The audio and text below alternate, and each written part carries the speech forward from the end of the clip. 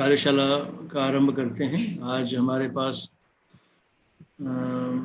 3 वक्ता हैं, 3 स्पीकर्स हैं, 3 विषय हैं हमारे। एक तो सबसे पहले मशीन अनुवाद होना था, उसको बाद में करेंगे। मशीन अनुवाद जैसा आप जानते हैं कि आपने इसकी भूमिका सुनी होगी कि हम लोग एक टेक्स्ट से एक भाषा से दूसरे भाषा में ट्रांसफ़र करते हैं, अनुवाद करते हैं। वो एक बहुत ही मैच्योर परंपरा आर्टिफिशियल इंटेलिजेंस की शुरू से रही है। इनफैक्ट आर्टिफिशियल इंटेलिजेंस के शुरू होने से फॉर्मली शुरू होने से पहले ही मशीन अनुवाद शुरू हो चुका था, चल रहा था। तो एक वो है, और दूसरा टेक्स्ट समराइजेशन पे व्याख्यान होगा। मशीन अनुवाद का व्याख्यान अतुल ओझा जी करेंगे, जो चार्ल्स यूनिवर्सिटी प्राग में है, पोस्ट डॉक्टरल फेलो है, यहीं से उन्होंने पीएचडी किया है, जेएनयू से। और उनके साथ शिलादित्य भट्टाचार्य जो अभी पीएचडी कर रहे हैं वो रहेंगे, और राम किशोर जी जो अभी पीएचडी कर रहे हैं वो रहेंगे। Can everybody hear me? Yes, sir. Right. Okay. Yeah, I think everybody can hear me. Yes, sir. Yes, sir. Perfectly audible. Yes, sir. Yes, sir. Okay. Good. तो जो दूसरा व्याख्यान पहले जो श्रृंखला थी उसमें मेरा होना था, जो मैं पहले कर रहा हूँ, वो है ऑप्टिकल कैरेक्टर रिकॉग्निशन और जो संबद्ध तकनीकियाँ हैं उन पे, तो वो अब पहले हम करेंगे। और तीसरा शगुन सिन्हा जो पीएचडी कर रही हैं वो टेक्स्ट समराइजेशन पे, जो टेक्स्ट को समराइज करके शॉर्ट बनाते हैं, तो ऑटोमेटिक शॉर्टनिंग की और जनरेशन की टेक्निक्स क्या हैं, उसके लिए क्या पद्धतियां हैं, और क्या मार्केट में और एकेडेमिया में, इंडस्ट्री में क्या किया जा रहा है, उसके क्या प्रयोजन है, फ़ायदे हैं, उस पर वो चर्चा करेंगे। तो ये हमारा व्याख्यान था। कुछ सूचना ये है कि जो 2 फॉर्म्स दिए गए हैं आपको भरने के लिए, उनमें से आपने उसको भरा होगा। मुझे लगता है कुछ लोग एक आध फॉर्म छूट गया उनका, कोई बात नहीं है, लेकिन हम और भी फॉर्म्स देंगे, वो सारे आप भरें। एक आध फॉर्म्स को हम वेव कर देंगे, लेकिन आप बाकी सारे फॉर्म आपको भरने पड़ेंगे। और कई बार लोग फ़ोन करते कहते हैं कि हमारे इंटरनेट नहीं था, वो नहीं था, वो नहीं, मोबाइल फ़ोन पे कनेक्शन, ये सब चीज़ें हम हमारे लिए असंभव है मानना, क्योंकि हमने पहले ही अपनी पॉलिसी बना रखी है कि फॉर्म दिए जाएंगे, और जो रजिस्टर्ड है हमारे पार्टिसिपेंट जिन्होंने फॉर्म्स को भरा है उनको ही हम सर्टिफिकेट दे पाएंगे। तो ये हम क्षमा प्रार्थी हैं उसके लिए, शुरू से ही आप उम्मीद है इसका ध्यान रखेंगे। और आगे भी कार्यशाला हम करेंगे, इसका दूसरा लेवल और दूसरा स्तर का होगा, तो उम्मीद करते हैं कि वो भी आपके लिए ज्ञानवर्धक होंगी और आप उसमें बड़ी संख्या में भाग लेंगे। एक और सूचना है कि कल जो हमारे 11 से 12, 12 से 1 और 1 से 2 की श्रृंखला थी, 1 से 2 हमारा वैलेडिक्टरी सेशन होगा। उसमें हमारे जो मुख्य वक्ता है चमू कृष्ण शास्त्री जी, आप नाम सुना होगा, संस्कृत प्रमोशन फाउंडेशन के सेक्रेटरी हैं, और संस्कृत भारती के को फाउंडर भी रहे हैं, और संस्कृत को बढ़ाने में आप सब जानते हैं उनका कितना योगदान रहा है। और दूसरे लाल बहादुर शास्त्री संस्कृत विश्वविद्यालय के वाइस चांसलर हमारे प्रोफेसर रमेश पांडे जी हैं, और आपको पता है उनका क्या योगदान संस्कृत में रहा। अभी 3 नए विश्वविद्यालय बने हैं संस्कृत के, केंद्रीय विश्वविद्यालय उनके में से एक वाइस चांसलर हैं वो। और तीसरे हमारे श्रीनिवास वारखेड़े जो कवि कुलगुरु संस्कृत विश्वविद्यालय जो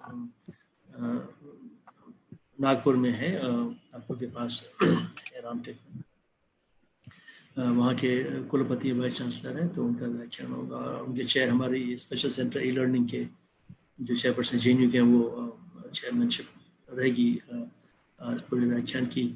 तो आप सब लोगों का एक बार फिर से बहुत बहुत स्वागत है, और आज की हम लेक्चर की श्रृंखला शुरू करते हैं। और सबसे पहले मेरा ही व्याख्यान है, तो मैं अपने आप का स्वागत करता हूँ। ठीक है, आगे बढ़ते हैं। चलिए, तो मैं एक पहले अपना जो स्क्रीन है उसको शेयर कर देता हूँ, फिर या मैं अपना स्क्रीन जो है वही डेस्कटॉप पे शेयर कर देता हूँ, ताकि बाद में कोई और इशू ना रहे। So let me share my desktop. Now I can share the presentation, right? तो आज मैंने एक लेक्चर नोट टाइप का बना रखा है. It's not typically a presentation, और इसको हम लोग 2 लोग मिलकर कर रहे हैं, मैं और मेरे पीएचडी स्टूडेंट कवि खंगनबा. कवि के बारे में बताऊं मैं कि वो मणिपुर के हैं, तो मूल भाषा उनकी मणिपुरी है, लेकिन संस्कृत मराठी से बोलते हैं. और अभी जिस टॉपिक पे काम कर रहे हैं बिल्कुल नया है. वो संस्कृत को सीधे प्रोग्राम कर रहे हैं, यानी संस्कृत के कमांड्स यदि आप देंगे तो जावा में उसका ट्रांसलेशन हो जाएगा. यानी हमें जावा यदि ऑपरेट करना है तो आप संस्कृत से ही ऑपरेट कर सकते हैं. ये है. तो ये यदि ये अभी ये मैं समझता हूँ कि एक पायलट जैसा है, और हम प्रोटोटाइपिंग कर रहे हैं, एक तरह से हम समझ लीजिए. जो हमारी थ्योरी है, प्रोटोटाइपिंग हमारे अजम्पशंस हैं, उस पर कार्य कर रहे हैं. और यदि ये जावा का एक भी एपीआई या बेसिक जो java.lang है, आज कल उसकी चर्चा होगी, उसको हमने संस्कृत से इंटरफेसिंग कर दिया, तो आगे इस पे बहुत लोग कहते हैं कि संस्कृत सीधे प्रोग्रामिंग भाषा बन सकती है. उसमें क्या क्या समस्याएं हैं और क्या उसका फर्स्ट हैंड अनुभव एक्सपीरियंस जो है, तो वो कभी आपसे शेयर करेंगे. कभी के बारे में एक बार बता दूं मैं कि वो ज़ूरिक यूनिवर्सिटी में इंटर्नशिप एक्सचेंज के अंदर इंटर्नशिप कर रहे हैं. By the way Zurich university बहुत एक प्रसिद्ध केंद्र है संगणकीय भाषा विज्ञान का. हमारे कई छात्र, अतुल ओझा जी पहले वहाँ जाके आ चुके हैं. वो 6 महीने वहाँ रह के अपना कार्य कर चुके हैं, पढ़ाई कर चुके हैं और ट्रेनिंग लेके आ चुके हैं एक्सचेंज के तहत. उसके बाद कभी गए थे, और अब शगुन जी भी मतलब एक्सेप्ट हो गया है. संभवतः यदि कोविड का प्रॉब्लम सॉल्व हो जाता है तो वो भी वहाँ पे जा पाएंगे, तो बड़ी खुशखबरी. और भी कई छात्र हमारे स्कूल के अन्य विषयों के भी विदेश गए हैं एक्सचेंज के प्रोग्राम के तहत. तो हम शुरुआत करते हैं कि ये आखिर जो हम बात करते हैं इस विषय की, ऑप्टिकल कैरेक्टर रिकग्निशन की, ये एक उप विषय है पैटर्न रिकग्निशन, जो लार्जर अम्ब्रेला डिसिप्लिन्स हैं. नेचुरल लैंग्वेज प्रोसेसिंग, जिसको हम अपने विभाग में कंप्यूटेशनल लिंग्विस्टिक्स कहते हैं, और जो मैंने स्टैटिस्टिकल मशीन लर्निंग मेथड्स बताए आपको अपने व्याख्यान में, उन सब के उप विषय इसको मान सकते हैं. और सबसे बड़ा जो है कंप्यूटर विजन. कंप्यूटर विजन क्या होता है कि हम ऐसे कैमरे बनाएं जो ना सिर्फ फोटो खींचे, हमारी आंखों जैसे फोटो भी खींचते हैं और साथ में उसका इंटरप्रिटेशन भी अर्थ भी लगाते हैं. जहाँ फोटो पिक्चर्स का हम अर्थ लगाएं, इंटरप्रेट करें, उसको बोलते हैं फोटो रिकग्निशन या फोटो ओसीआर या ऑप्टिकल कैरेक्टर रिकग्निशन. ये सारे शब्द उसके लिए इस्तेमाल किए जाते हैं. और जब हम पिक्चर का अर्थ लगाने लगे आंखों जैसे, तो उसके कई ऑब्वियसली एप्लीकेशन होंगे, क्योंकि हम सबसे ज़्यादा तो पिक्चर ही देखते रहते हैं. हर वक्त हम पिक्चर देख के अर्थ लगाते हैं. इनफैक्ट भाषा को भी जो हम पढ़ते हैं तो अजय पिक्चर ही पहले लेते हैं ना स्क्रिप्ट को. तो इसके बड़े दूरगामी परिणाम हो रहे हैं, ऑलरेडी हो रहे हैं. और संस्कृत के लिए तो बहुत ही ज़्यादा इसके एप्लीकेशन है, क्योंकि पांडुलिपियाँ हमारी सारी हस्तलिखित पिक्चर्स हैं वो तो, और ऐतिहासिक पिक्चर्स हैं, पड़ी हुई हैं, नष्ट हो रही हैं, और उनको हम पांडुलिपि की लाइब्रेरी, जो एक्चुअल लाइब्रेरीज होती हैं कन्वेंशनल, उसमें स्टोर नहीं कर सकते. खर्चा बहुत ज़्यादा आता है, उतनी इंफ्रास्ट्रक्चर नहीं है, एसी नहीं है. बहुत सी लाइब्रेरियाँ कबूतर खाना बना हुआ है. तो ये हम उसको सरकार के स्तर पे या फिर जो हमारी अभी इंफ्रास्ट्रक्चर देश की है, हालात हमारे हैं, उनमें हम उसको संजो कर नहीं रख सकते. तो हमें टेक्नोलॉजी को इस्तेमाल करना ही पड़ेगा. तो इसका जो एक बहुत बड़ा गोल जो है, जब हम इसको एआई प्रॉपर से जोड़ देते हैं, तो कैसे स्मार्ट इनपुटिंग हो मशीन में. स्मार्ट इनपुटिंग हम कैसे करते हैं? हम तो चित्र देख के इनपुट कर लेते हैं, राइट. तो क्या मशीन भी चित्र देख के इनपुट कर लेगा? और उसमें से एक चित्र इंपॉर्टेंट हो जाता है पांडुलिपि, जो हमारा मेन गोल भी है. तो जैसे भी आपने देखा होगा गूगल का जो लेंस है, तो गूगल लेंस, आप किसी फोटो पे किसी फोटो का फोटो खींचिए और मशीन बता देगा क्या है, राइट. तो इंटरप्रिटेशन, आप किसी फूल पे का फोटो खींचिए, वीडियो लीजिए, बता देगा कि ये वाला फूल है. तो उसको जैसे मैंने बताया था कि लाखों ऐसे एनोटेटेड डेटा उनके पास होता है, जिससे वो अपने आप को ट्रेन करते रहते हैं. केवल रॉ डेटा भी होता है. तो सबसे बड़ा गोल है कैसे हम स्मार्ट इनपुट करेंगे. स्मार्ट इनपुट में एक विजुअल इनपुट बहुत बड़ा होता है, ऑडियो इनपुट भी होता है, राइट. तो अब OCR में ये करता क्या है एक्चुअली. OCR जो स्मार्ट इनपुट टूल है, जो विजुअल टेक्स्ट को, यदि मान लीजिए भी हम कहें कि विजुअल में हम कुर्सी का फोटो भी देख रहे हैं सब, लेकिन यदि हम विजुअल फोटो किसी लैंग्वेज का देखते हैं, लिखा हुआ लिखाई का देखते हैं, लिखावट का देखते हैं, तो उसको इलेक्ट्रॉनिक टू में कन्वर्ट करने का हमारा भी है। ये फोटो OCR की बात नहीं कर रहे हैं, हम भी टेक्स्ट OCR की बात कर रहे हैं, राइट। तो OCR तो कोई भी हो सकता है, आप किसी चीज़ का फोटो लें, उसके गूगल लेंस जैसे है, लेकिन हम अभी देख रहे हैं वैसे फोटो जो कि लैंग्वेज का हो, टेक्स्ट का हो, उसको इलेक्ट्रॉनिक टेक्स्ट में कन्वर्ट करना। जैसे किताबों को, प्रिंटेड किताब को हमने कन्वर्ट कर दिया, ठीक है। और इसमें सबसे बड़ा जो है डिजिटाइजेशन इसका इससे आसान हो जाती है, क्योंकि जब तक हम किसी प्रिंटेड टेक्स्ट को, फिजिकल टेक्स्ट को इलेक्ट्रॉनिक नहीं बनाएंगे तो उसको कैसे सर्चेबल बनाएंगे, कैसे सब लोग उसको अपने अपने मोबाइल में पढ़ पाएंगे, या कैसे इसको स्टोर कर पाएंगे। अभी फिजिकल टेक्स्ट को स्टोर करने के लिए लाइब्रेरी चाहिए आपको, वो बहुत महंगी है और पन्ने नष्ट हो जाते हैं, लोग चोरी कर लेते हैं। यदि हमने उसको इलेक्ट्रॉनिक फॉर्म में स्टोर कर लिया तो हमेशा के लिए रह जाएगा, ठीक है नहीं। तो जो विजुअल टेक्स्ट होते हैं भाषा के, वो इतने तरह के हैं। जैसे हैंड राइटिंग है, हैंड राइटिंग या तो आपने लिख के कहीं इसको मैन्युस्क्रिप्ट में सेव कर लिया, या आप हैंड राइटिंग कंप्यूटर पे भी लिखते हैं हाथ से, राइट। तो उसको ऑनलाइन हैंड राइटिंग, जो कंप्यूटर में सीधे लिखते हैं हाथ से या पेन से, इंक पेन से टैबलेट पे लिखते हैं, उसको बोलते हैं online writing, online hand writing. यदि हमने कागज पे लिख के इसको रखा, उसको बोलते हैं actual hand writing, right. Print जो हम कागज पे लिखते हैं फिजिकल मीडिया पे, जिसकी श्रृंखला में पांडुलिपियां आती हैं, राइट। और भी कई टाइप हैं जो लिखावट की, जैसे कि प्री डिजिटल, जो पहले टाइपराइटर के ज़माने में जो हम लिखते थे उसको टाइप करके रखा हुआ है, और जो पहले लिखा था टाइपराइटर के ज़माने में उसको हमने डिजिटल में कन्वर्ट कर लिया, वो भी एक हमारे पास टेक्स्ट हैं। और कई तरह के फॉन्ट में हैं, उन सबको जो है एक फॉर्मेट में लाना है। अब बॉर्न डिजिटल टेक्स्ट जो आज जो बने हैं, बॉर्न डिजिटल टेक्स्ट हैं, उनमें कई तरह के हैं, उसको रिकॉग्नाइज करना है, ठीक नहीं है।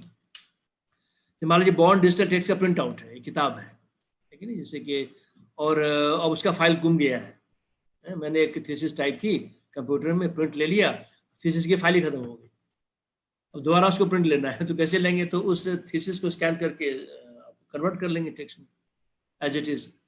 तो बट वो थोड़ा आसान होता है, बॉर्न डिजिटल टेक्स्ट को कन्वर्ट करना आसान हो जाएगा, वो डिजिटल है ऑलरेडी, किसी न किसी वो रिकॉग्नाइज स्टैंडर्ड मानक में है। अब आगे देखिए रोड साइन, अब साइन बोर्ड्स हैं, वहाँ पे कुछ लिखा हुआ, आप किसी देश में गए, चाइना में गए हैं या तमिलनाडु गए हैं, अब रोड साइन पढ़ नहीं पा रहे हैं। कई बार मान लीजिए रेलवे स्टेशन में आप हैं और आप ट्रेन से उतरे, हालांकि सारे रेलवे स्टेशन पे साइन बोर्ड्स भारतीय भाषा में, दोनों भारतीय भाषा में, हिंदी या तमिल में होगा या फिर अंग्रेजी में भी रहेगा, लेकिन मान लीजिए किसी एक ही भाषा में है, आप नहीं जानते, तो आपको पता नहीं कहाँ उतर रहे हैं आप, तो आप अपना मोबाइल ऐसे दिखाइए उसको और वो उसको कन्वर्ट कर देगा, पढ़ के उसको अपनी आपकी भाषा में ट्रांसलेट कर देगा। व्हीकल का नंबर प्लेट, अब मान लीजिए गाड़ी कोई चुरा के भाग रहा है या कोई स्पीड कर रहा है, तो अब अभी क्या देश में होता है कि पुलिस बैरिकेड लगाती है, गाड़ी को धीरे करके चेक करती है, जैसे बहुत ट्रैफिक जाम लग जाता है, पेट्रोल वेस्ट होता है, डीजल वेस्ट होता है, तो क्यों नहीं वहाँ पे कैमरा लगा दें, कैमरा गाड़ी के नंबर प्लेट का फोटो खींचता रहे और उसको रिकॉग्नाइज करके उस स्पीडिंग गाड़ी को टिकट भेज दे, उसको चालान काट दे उसका ऑटोमेटिकली। ये सारे एडवांस कंट्रीज में ऐसा होता है, हमारे यहाँ भी शुरू धीरे धीरे हो गया है। लेकिन नंबर प्लेट जो है उसको पढ़ना, नंबर प्लेट का पिक्चर आएगा, उस पिक्चर से फोरग्राउंड निकालना, बैकग्राउंड को इग्नोर कर देना, फोरग्राउंड का अक्षर रिकग्निशन करके फिर करना कि अच्छा ये गाड़ी का नंबर है, फिर इसको डेटाबेस में क्वेरी करना कि गाड़ी किसकी है, फिर उसका एड्रेस निकालना, उसको फिर चालान काट देना। तो आप घर पहुंचे नहीं कि आपको चालान आपको ईमेल से पहले आ गया, ठीक है। अब दूसरा इसका इस्तेमाल है फिल्म और टीवी का सबटाइटल जो है, जैसे मान लीजिए कि अब फिल्म का सबटाइटल आ रहा है, हमें समझ में नहीं आ रहा है, तो उस सबटाइटल को रिकॉग्नाइज करके उस ट्रांसलेट करके आपको दे दिया। कई सारे इस्तेमाल है और भी कई सारे आगे बताएंगे आपको। अब जो आजकल जो हो रहा है एप्लीकेशन, उनमें से कई फीचर भी हैं। ये मन बताया हैंड राइटिंग इनपुट जो है वो देना मशीन में, हाथ से लेके मशीन में देना, ब्लाइंड और विजुअली इम्पेयर्ड लोगों की मदद करना जो नहीं पढ़ पाते, किताब पढ़ना, उनको प्रिंटेड किताब पढ़नी है तो मशीन उसको पढ़ के सुनाता रहेगा, ऐसे वो उसको स्कैनर से स्कैन करेंगे और मशीन उसको पढ़ के सुनाता रहेगा, ठीक है। Convert manuscript, printed handwritten text, government documents, court documents, property documents. अब देखिए हमारे देश में ऐतिहासिक दृष्टि से देखें, 50 साल का डॉक्यूमेंट सुप्रीम कोर्ट ने रिलीज किया है, वो भी अजीब अजीब डाइवर्सिटी उस डॉक्यूमेंट में है। अभी हम तो हाई कोर्ट, डिस्ट्रिक्ट कोर्ट में गए ही नहीं है, FIR जो हैंड रिटन होता है, उसके बाद तरह तरह के डॉक्यूमेंट इन्वेस्टिगेशन केसेस होते हैं, प्रॉपर्टी डॉक्यूमेंट्स में कई तरह के डॉक्यूमेंट होते हैं, पिक्चर होते हैं, हाथ से लिखा होता है, तो बहुत सारी चीज़ें हैं। इन सबको रिकॉग्नाइज करना ऑटोमेटिकली ये एक बड़ा एरिया है, और हमारे देश में इसमें देखिए कितना उपयोगी ये होगा। अभी एक पैरेलल एक समानांतर प्रक्रिया चल रही है लीगल NLP का, मैं इसमें पार्टिसिपेट कर रहा हूँ कि जो लीगल डोमेन में जितने सारे केसेस, 2 करोड़ से ज़्यादा केसेस देश में पेंडिंग है, ये टेक्नोलॉजी हो तो कैसे वो फास्ट उसका रिजोल्यूशन होगा, उसके लिए सारा काम करना। अब कन्वर्टिंग हैंड रिटन एग्जामिनेशन, मान लीजिए हम एग्जाम लेते हैं कल को ऑनलाइन, लोग अपना ऐसे भी, अभी कोविड का ज़माना है, बच्चों को एग्जाम लेना है, वो घर से ही एग्जाम वो हाथ से लेके अपलोड कर देते हैं, हाथ से लिखा, स्कैन किया और व्हाट्सएप में अपलोड कर दिया, तो वहीं से मशीन ने उसकी प्रक्रिया शुरू कर दी, उसको टाइप कर लिया, टाइप करके उसके जो एनालिसिस वगैरह कर ग्रेड वेड दे दिया उसको, ठीक है। और भी जैसे बहुत जल्दी डेटा एंट्री करनी है, अब फॉर्म को स्कैन करके डेटा एंट्री करनी है, और आप अपने फॉर्म भर के ले गए कहीं पे जमा करने के लिए, तो फॉर्म को अपने स्कैन करके उसको इलेक्ट्रॉनिक बना लिया। लेकिन ये बैंक अकाउंट्स हैं, आपके इंश्योरेंस, जहाँ कहीं भी आप देखते हैं इस तरह का कागजी कारोबार होता है, उस कागजी कारोबार को पेपरलेस करने के लिए, जैसे आपने एक बार भर दिया, दोबारा आपको नहीं भरना है, वो सारा इलेक्ट्रॉनिक हो गया। पासपोर्ट स्कैन एयरपोर्ट वगैरह पे करना है, ठीक है। गाड़ी किसी की चोरी हो गई, व्हीकल उसको पहचानना, ये सारी बातें। और एयरपोर्ट पे मैंने बताया सिक्योरिटी स्कैन। और टूरिज्म के लिए देखिए, आप किसी दूसरे देश में जा रहे हैं, अब रोड साइन पढ़ नहीं पा रहे हैं, उसको पढ़ने के लिए साथ में मशीन अनुवाद भी होना चाहिए, ठीक है। बिजनेस कार्ड्स को पढ़ना हो किसी के, और ई टेक्स्ट तैयार करना हो, प्रिंटेड बुक से उसको सर्चेबल बनाना हो, तो ये सारी बातें जो हैं। और हाँ, एक और इंटरेस्टिंग काम है कैप्चा। जैसे आप कैप्चा कई बार भरते हैं, कैप्चा इसलिए देते हैं हम कि कोई रोबोट जो है अपने आप बार बार फॉर्म भर के परेशान न करे आपको। मर्जी कोई फॉर्म इंटरनेट पर दिया फीडबैक के लिए, और किसी रोबोट को पता चल गया बार बार वो फॉर्म भर के आपको परेशान कर रहा है। 2 तरीके, या तो रोबोट का URL हम करते हैं, रोबोट का URL कैप्चर करके जहाँ से वो हर सेकंड, हमारे डेटाबेस में हर सेकंड से चाइना से और कहाँ से जो है बॉट है, वो बार बार वो क्वेरी भेजते रहते हैं। जैसे हमारा जो फीडबैक हमारे वेबसाइट पे था डेटाबेस का, उसको वही करता रहता था, तो हमारा डेटाबेस जाम हो जाता था, हर सेकंड पे उसका क्वेरी आ रही है। तो हमने क्या किया, उसकी URL को कैप्चर करके उसको ब्लॉक कर दिया, फिर कहीं नई URL से करते हैं वो। इसके लिए हम क्या कर सकते हैं, ऐसे बनाए कैप्चा कि उसको रोबोट जो रिकॉग्नाइज ना कर सके, ठीक है, रोबोट उसको रिकॉग्नाइज ना कर सके। तो इस तरह के को आप चीज़ें भी करते हैं।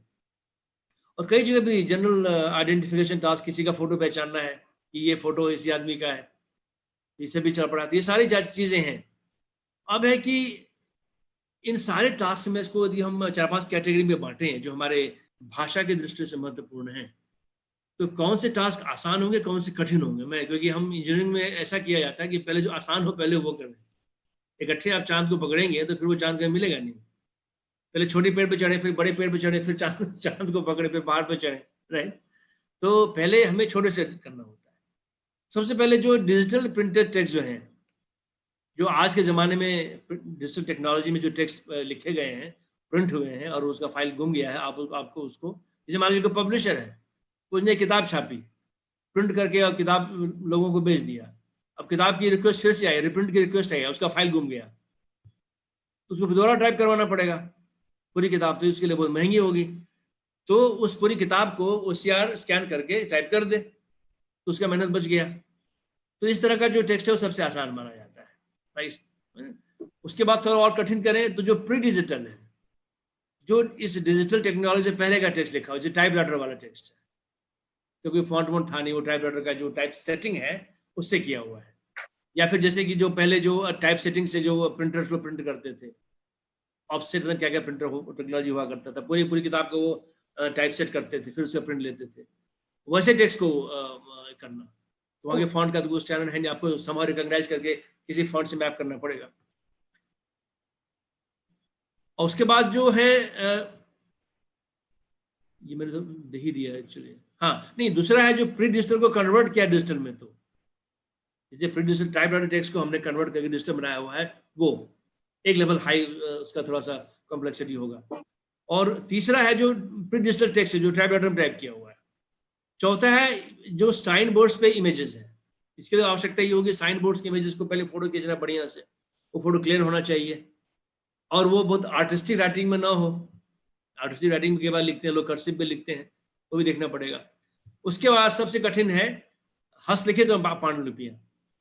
हैंड राइटिंग कठिन क्यों है कि इसमें वैरायटी बहुत है, हर आदमी अपनी अपनी राइटिंग में लिखता है। तो बताऊं आपको, मैंने जयपुर से, लखनऊ से, दिल्ली से, 3 जगहों से देवनागरी लोग कैसे लिखते हैं उसके लिए कई मिलियन सैंपल जमा किए थे। माइक्रोसॉफ्ट का जो मैं काम आगे बताऊंगा उसके बारे में, आपको आश्चर्य होगा कि उनमें से हमने कहा था कि भाई बाएं हाथ से लिखने वाले, दाएं हाथ से लिखने वाले, मेल फीमेल, हर उम्र के, तो बहुत ज्यादा वैरायटी उसमें है। देवनागरी में, देवनागरी आप सोचिए 10 राज्यों में हिंदी या देवनागरी का प्रचलन है, 10 से ज्यादा में होगी, मराठी भी देवनागरी लिखने वाले, नेपाली भी। तो लेकिन इसमें हमने 3 राज्य में ही, 3 जगह में ही हमने थोड़ा वैरायटी टेस्ट किया, तो बहुत ही ज्यादा डाइवर्सिटी आई, और आप देखेंगे बहुत ज्यादा मिलेगा। हम बात कर रहे हैं ऐतिहासिक टेक्स्ट की, मैन्युस्क्रिप्ट की, जो कि एक ही काल में नहीं लिखी गई हैं, कई काल में लिखी गई है। एक ही काल में लोगों के कई वैरायटी हो सकती है लिखने के। अब हम सार्वकालिक बात कर रहे हैं, हर काल से सैंपल जमा कर रहे हैं, तो उसके अलग अलग तरीके होंगे। तो सबसे कठिन हमारा ये वाला हिस्सा मैन्युस्क्रिप्ट का। अब जो चैलेंजेस है, यदि हम अपने संस्कृत की पाली प्राकृत की पांडुलिपियों की बात करें, तो एक तो है कि ये पांडुलिपियां क्या संस्कृत की हैं, क्या पाली की हैं, क्या प्राकृत की हैं, क्योंकि हम लैंग्वेज आइडेंटिफिकेशन पहले करना पड़ेगा। अब कैसे, अब देवनागरी को पढ़ के आप कैसे आइडेंटिफाई करेंगे ये संस्कृत है, पाली और प्राकृत नहीं है? तो संस्कृत पाली प्राकृत में क्या डिफरेंसेस है वो पता करना पड़ेगा। और पाली प्राकृत में आपस में क्या डिफरेंसेस है वो और भी कठिन है, और भी thin line difference Pali Prakrit के बीच में, वो मशीन को पता होना चाहिए कि ये पाली का मैन्युस्क्रिप्ट है कि पाली। कई बार तो कंटेंट समझ के, यदि मान लीजिए बुद्धिस्ट धार्मिक है तो आप बुद्धिस्ट जैसी बात है तो पाली कह सकते हैं, जैन वाला है तो प्राकृत कह सकते हैं, लेकिन बहुत मुश्किल है कि कंटेंट को समझना कि धर्म की बात, किस धर्म की बात हो रही है। तो भाषा को आईडी करना ये बड़ा अपने आप में चैलेंजिंग होता है, पहली बात। और उसके बाद हमारे देश में और भी पांडुलिपियां हैं, संस्कृत पाली प्राकृत के अलावा अरबी फारसी की पांडुलिपियां, अरब हिस्ट्री का है, मुगल हिस्ट्री का हमारा है, फिर अंग्रेजों के काल का आपको, और उससे पहले जो है फ्रेंच थे, पोर्तुगीज का मिल जाएगा आपको मैन्युस्क्रिप्ट, आपको इंग्लिश का मैन्युस्क्रिप्ट मिल जाएगा। कई सारे यूरोपियन जो यहाँ पर आए और संस्कृत पे कार्य किया, उन्होंने अपनी अपनी भाषा में संस्कृत ग्रंथों का अनुवाद किया, वो पांडुलिपियां भी होंगी। तो वो सब भी पांडुलिपियां हमारे देश की धरोहर है, उन सब पे कार्य करना भी, आइडेंटिफिकेशन करना भी मुश्किल होगा। और इसके लिए हमें, मुझे लगता है, पूरा इंडो यूरोपियन एक ग्रुप बनना चाहिए, जो एक पूरे इंडो यूरोपियन भाषाओं में जितनी भी धरोहर है सबका एक सामूहिक OCR की व्यवस्था की जाए। और जो टेक्स्ट है, सच में बात, जो टेक्स्ट है, यदि मान लो हमने कोई पांडुलिपि लिया भी या कोई पुस्तक भी लिया जो प्रिंटेड है, जैसे मोतीलाल ने कोई प्रिंटेड पुस्तक छापी मीमांसा पे, मान लीजिए टाइप सेटिंग के जमाने का, अब उनके बाद आउट ऑफ प्रिंट है, उनको अब ऑर्डर देंगे तो फिर से उनको टाइप करवाना पड़ेगा, उसको मुझे भी स्कैन करना है, तो उसकी टेक्स्ट की कंडीशन कैसी है, अच्छी है कि नहीं है। और कोई पांडुलिपि हमने ली, वो आधी जो है सारे फूले में, आधे तो दीमक महाराज ने खा रखा उसको। तो ऐसे जहां पर पांडुलिपि में आधा सेंटेंस ही गायब है, उसको कैसे आप ये करेंगे, रिकंस्ट्रक्ट करेंगे उसको, जो लिखा ही नहीं हुआ है। तो ये सारा एक्स्ट्रा एडिशनल इंटेलिजेंस आता है। जैसे मान लीजिए हमने एक पांडुलिपि में 10 वाक्य है एक फोलियो में, और 10वें वाक्य का पहला हिस्सा गायब है, 8वें वाक्य का दूसरा हिस्सा गायब है, तो पूरे पांडुलिपि समझ के कैसे आप उसको रिकंस्ट्रक्ट करेंगे, कैसे इसको आप गेस करेंगे कि क्या हो रहा होगा। That calls for super intelligence in artificial intelligence. So that is certainly very, very, very challenging. अब जो ऐतिहासिक जो नेचर है डॉक्यूमेंट्स का, कई बार वो किस जगह का लोकेशन क्या है, उसका टाइम का कन्वेंशन क्या है। जैसे पांडुलिपि के अंत में टाइम दिया रहता है, अब टाइम कौन से कैलेंडर का है ये भी देखना पड़ेगा। कई बार उसमें मैप होते हैं, डायग्राम्स होते हैं, नॉन लिंगुअल कैरेक्टर, जैसे कि आमतौर पे पांडुलिपियों में एक होता है पुष्पिका, जैसे आप टाइटल है पांडुलिपि, जैसे कि अथ शब्दानुशासनम, तो उससे पहले एक पुष्प होगा और अंत में पुष्प होगा। ये पुष्पिका जो है कोई अक्षर का पाठ तो नहीं है, तो उसको भी इग्नोर नहीं करना, उसको भी शामिल करना। कई बार जो है मिक्स्ड लैंग्वेज होता है, हमने भी संस्कृत शुरू किया, बीच में प्राकृत आ गई, अब संस्कृत के बहुत से नाटकों में मिल जाता है, संस्कृत प्राकृत भी पाली भी रहता है। और कई बार स्क्रिप्ट भी हो सकता है कि मिक्स हो। यदि मान लीजिए किसी देवनागरी की पांडुलिपि को अब तेलुगु में दोबारा लिखा जा रहा है, तो हो सकता है जो तेलुगु लिखने वाला हो बीच में तेलुगु कैरेक्टर भी डाल दे। ऐसा मिला है बंगाल के क्षेत्र में कई देवनागरी की पांडुलिपियां दोबारा लिखी गई, उसमें कई बार बांग्ला कैरेक्टर भी इंक्लूडेड है उसमें पांडुलिपियों में। तो हमारे यहाँ जो जो संस्कृत के पाली की प्राकृत के मैनुस्क्रिप्ट्स को जो ओसीआर रिकॉग्नाइज करेगा, रोबस्ट सिस्टम, उनमें ये सारी खूबियां होनी चाहिए। तो बहुत ही जबरदस्त एआई की आवश्यकता यहाँ पर है। पर बताऊं कि ये संभव है, अच्छे ढंग से संभव है, आगे बताऊंगा मैं कैसे। अब जो अर्लियर ओसीआर जो बने थे बड़े क्रूड थे, वो नॉर्मली वो लिमिटेड डॉक्यूमेंट्स को हैंडल करते थे, लिमिटेड उसका रेजोल्यूशन होना चाहिए, जैसे भी जो वो सिराग ने बनाया था उसका रेजोल्यूशन इतना ही होना चाहिए, यही होना, जिस तरह के रिस्ट्रिक्शंस है। कई बार वो पुराने ओसीआर जो थे, लेगेसी ओसीआर हम उनको बोलते हैं, जो सिंगल फॉन्ट को ही देखते थे, ओमनी फॉन्ट्स को नहीं वो करते थे। अब क्या है कि क्वालिटी काफ़ी इंप्रूव हुई है। कहते हैं ना, आवश्यकता आविष्कार की जर्नी है। तो जिस विषय में ज़्यादा पांडुलिपियाँ होती हैं वहाँ पर ज़्यादा एफर्ट लगता है। संस्कृत में काफ़ी एफर्ट लग रहा है। तो अभी क्या है कि हमारी सारी भाषाओं में ओसीआर अभी नहीं बने, कुछ कुछ भाषाओं में है। अब आप उसको देखेंगे आगे। लेकिन जो अभी जो अच्छा ओसीआर होना चाहिए उसमें क्या क्या चीज़ें होनी चाहिए, ठीक है। Text conversion from physical media electronic media. हम अभी किसी टेक्स्ट पे हमने स्कैनर दौड़ाया, उसका कन्वर्जन हो जाए। अब जो जो टेक्स्ट आउटपुट हो उसमें जो ओरिजिनल जो फॉर्मेट सोर्स का है, उसमें ओरिजिनल टेक्स्ट में टेबल भी है, मल्टीपल कॉलम्स हैं, कुछ डायग्राम है, वो सब एज इट इज आ जाना चाहिए। और जो हस्तलिखित टेक्स्ट है, हिस्टोरिकल मैनस्क्रिप्ट है, वो सब एज इट इज जो है कॉपी हो जाए, वो एज इट इज। और मल्टीपल फॉन्ट्स को हैंडल करें, मल्टीपल लैंग्वेज को हैंडल करें, मल्टीपल स्क्रिप्ट को हैंडल करें, ये सुविधा होनी चाहिए। उसके बाद वो सर्चेबल हो जाए स्कैन होने के बाद, और उसमें एडिटिंग की सुविधा होगी, जहाँ गलतियां उसको हम ठीक कर सकें। अब ये होना चाहिए कि मोबाइल प्लेटफॉर्म इंटरनेट पे अवेलेबल हो, और मोबाइल को इंटरनेट से कनेक्ट कर सकें ताकि हम वो सारा देख सकें। और ब्लाइंड लोगों के लिए सुविधा होनी चाहिए, जो ब्रेल वगैरह को पढ़ने की सुविधा होनी चाहिए। और साथ ही वो सॉफ्टवेयर ऐसा हो कि अब बाकी जो एआई के, एनएलपी के, सीएल के सॉफ्टवेयर है उसको कनेक्ट कर सके। जैसे फॉन्ट एडिटर है, spell checker, grammar checker, machine अनुवाद, ये सारे उपलब्ध यदि हैं, उसको उसमें जोड़ सके। तो हमने एक टेक्स्ट को ओसीआर ने स्कैन करके टाइप कर दिया, उस टेक्स्ट को हाइपरलिंक कर दिया किसी एडिटर से, ग्रामर चेकर से, वो देख ले ग्रामर ये चेकिंग, इसको ऐसे ठीक करो। अनुवादक से इसको कनेक्ट कर दिया, टेक्स्ट टू स्पीच से जिसको पढ़ के सुना दे। ये सारी बातें इसमें होनी चाहिए। अब जो इसको करते हैं ओसीआर को, इसमें क्या क्या मॉड्यूल्स होता है, मैं inside how exactly we do it. सबसे पहले सारे मशीन लर्निंग टास्क में इसको मशीन लर्निंग से करते हैं। बेसिकली इमेज रिकग्निशन या पैटर्न रिकग्निशन को हाइब्रिडाइज बूटस्ट्रैप करते हुए। तो सबसे पहले तो प्री प्रोसेस का डेटा जो हम लेते हैं, इनपुट लेते हैं, इसमें कई तरह की खामियां, गलतियां हो सकती हैं, और ऐसे कैरेक्टर जो हमारे काम के नहीं है। जैसे नेचुरल लैंग्वेज टेक्स्ट में जैसे कई बार पूर्ण विराम होता है, पंक्चुएशन होता है, वो सब हमारे इमीडिएट मीनिंग के लिए आवश्यक नहीं है, तो उसको इग्नोर करते हैं कई बार। तो नॉइज को हटाना बड़ा आवश्यक होता है। नॉइज में हम इसमें क्या करते हैं, जैसे अब पिक्सल मान लीजिए कि बहुत क्षीण है, वीक है, उसका इमेज जो उसने स्कैन किया, आदमी ने भेजा है, वो बढ़िया नहीं है, और टेढ़ा थोड़ा सा कर दिया स्कैन करना, उसको सीधा करना, उसके पिक्सल को स्ट्रेंथन करना, है ना।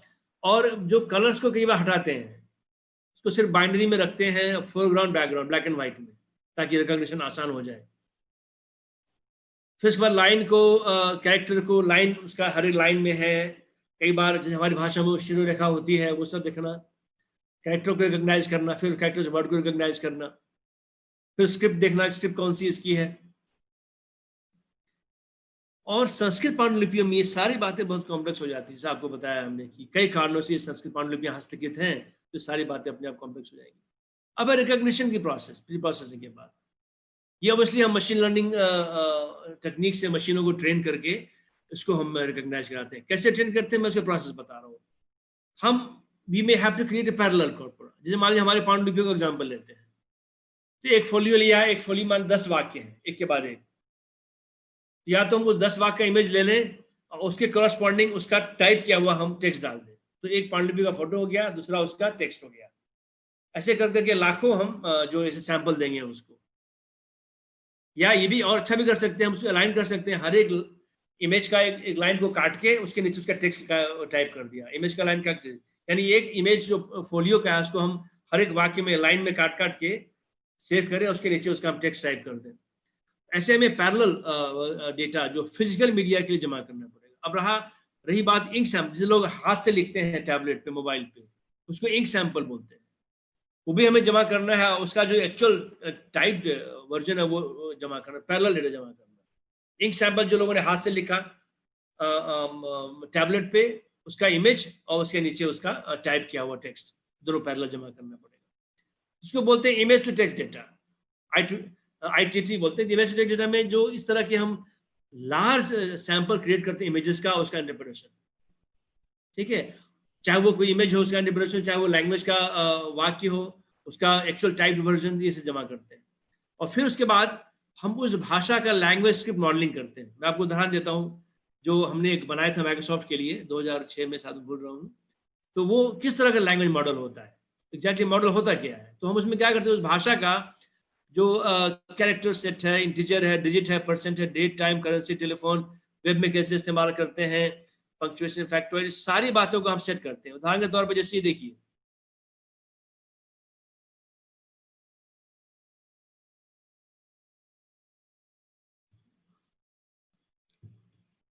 ये देखिए हमने उसका कैरेक्टर सेट डाल दिया कि देवनागरी का ये कैरेक्टर यूनिकोड में है, ठीक है। फिर उसके बाद हम उसका जो कैसे इसको हाथ से लिखते हैं, नंबर को, ये नंबर है, देवनागरी में ऐसे भी लिखते हैं, ऐसे भी लिखते हैं और हाथ से भी लिखते हैं, तो है ना। तो ये तीनों व्यवस्था देना पड़ेगा। उसके बाद जो डेट एंड टाइम का है, सारे कन्वेंशन का मॉडल देना पड़ेगा आपको। So you collect all this information, और कैसे फाइल लिखते हैं, सारा मॉडल। उसके बाद इस मॉडल से वो मशीन को ट्रेन किया जाता है, कन्वर्ट करके इनको ट्रेन किया जाता है। और उसके बाद कई बार जो हमारी भाषा में अन्य भाषाओं के शब्द हो सकते हैं, उसका क्या गोल है। जैसे हम देखें, जैसे मान लीजिए कि फ्रिक्वेंटली यूज फॉरेन वर्ड्स जो हमारी भाषा में हो सकते हैं, जैसे कॉमन हाउस होल्ड वर्ड्स हैं जो हम आमतौर पर संस्कृत में बोलेंगे तो इस्तेमाल करेंगे। Media, TV, radio, print media में काफ़ी वर्ड्स आते हैं। इलेक्ट्रॉनिक्स में, मोबाइल वोकैबुलरी, जो सारे शब्द टेक्निकल आते हैं, अंग्रेजी के होंगे शब्द। कंप्यूटर वोकैबुलरी अंग्रेजी के होंगे। फैशन में शब्द अंग्रेजी के होंगे। एकेडमिक्स में हो सकते हैं। Transport, market, shopping, grocery item, medicine, medical domain, economics, politics, इन ज़्यादातर डोमेन के जो शब्द अंग्रेजी के आपकी भाषा में आ सकते हैं। कोई भी आप न्यूज रिपोर्ट देख लें, चाहे संस्कृत का हो चाहे हिंदी का हो, आपको इनमें से सब मिल जाएंगे अंग्रेजी के। उसको रिकॉग्नाइज करने का अलग हो सकता है। साथ ही साथ अरेबिक, पर्शियन, पुर्तगीज, इन भाषाओं के शब्द भी हो सकते हैं। और फिर जो कुछ जो क्लोज लिस्ट हैं जिनकी डिक्शनरी हमें कर रखनी होंगी, जैसे कि सिटीज के, टाउन्स के नाम, रिवर्स के नाम, माउंटेन्स के नाम, जोग्राफिकल लैंडमार्क्स के नाम, कंट्रीज अराउंड इंडिया, हमारे नेबर्स, अदर कंट्रीज, जो कि बार बार भाषा में आते हैं, ठीक है। ये सब डिक्शनरी चाहिए उसके साथ साथ।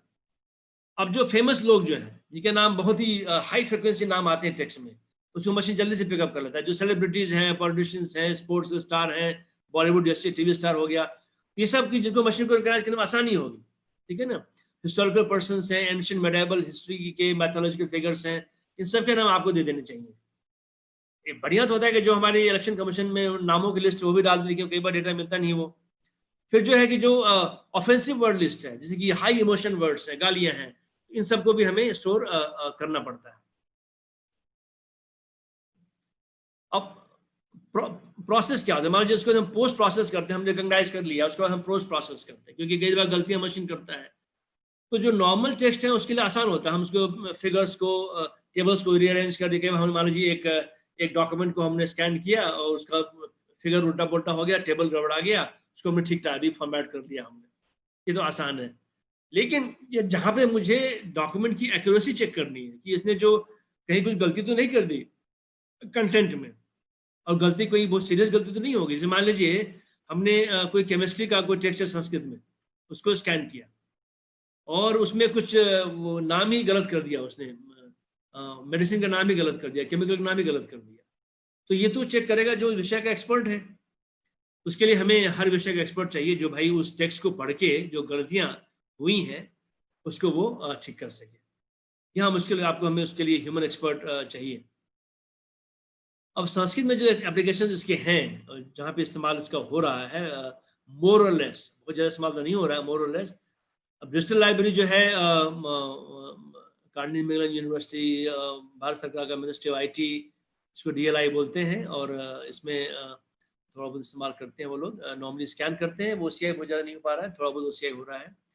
और वेब रिसोर्सेज क्रिएट करने में, मान लीजिए मुझे भी रिसोर्स बनाना है किसी विषय को पढ़ाने के लिए, उसके लिए बड़ा आवश्यक होगा कि हम जो हस्तलिखित नोट्स हमारे हैं, उस नोट्स को फटाफट स्कैन करके हम इलेक्ट्रॉनिक टेक्स्ट बना लें।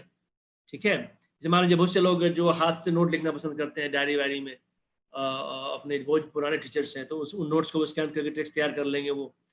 और भी जो पुस्तकों को आप ऑनलाइन बनाना है, बड़ी बड़ी पुस्तकों को, वो आप कर सकते हैं। Direct search of image and text, मान लीजिए कोई प्रिंटेड किताब है, उसको हमने अभी स्कैन करके ऑनलाइन कर दिया है, स्कैन फॉर्म में ऑनलाइन किया है, उसमें सर्च करना हो तो ओसीआर के थ्रू सर्च कर सकते हैं उसमें। तो वो क्या करता है, वो हर इमेज को, ये वर्ड को वो टेक्स्ट में इंटरनली कन्वर्ट कर लेता है, फिर आप उससे सर्च करते हैं। और सबसे बड़ी बात तो हम कंप्यूटर को विजुअल इनपुट दे पाएंगे। अब जो टेक्निक इसमें है, इमेज प्रोसेसिंग टेक्निक, जो मैं अलाइड डिसिप्लिन्स कहता हूँ, इमेज प्रोसेसिंग टेक्निक अलग होती है, विजुअल रिकॉग्निशन की टेक्निक होती है, और पिक्सेलिंग हम कहते हैं उसमें, और इमेज इंटरप्रिटेशन की टेक्निक होती है। आगे मैं बताऊंगा इसमें आगे क्या संस्कृति की दृष्टि से एक अच्छा और इंटरेस्टिंग रिसर्च क्या हो सकता है इसमें। और इसमें हम ऑब्वियसली लिमिटेड या फुल एआई करते हैं, और huge application of computation linguistics NLP की भाषा होती है।